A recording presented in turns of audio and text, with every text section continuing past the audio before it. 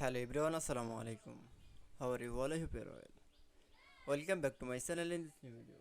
Today's video, how to add style page border in Microsoft Word. So let's started.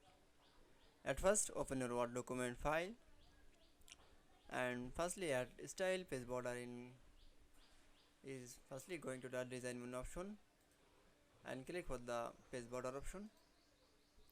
Now click for the style option. Then initial style.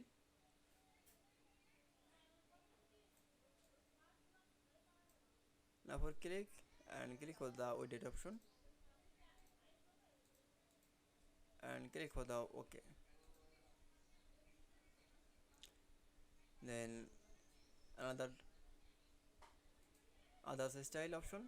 Now for click page border and click for the initial border initial style option and click for the edit option and click for the OK. Then other style, going to the page border option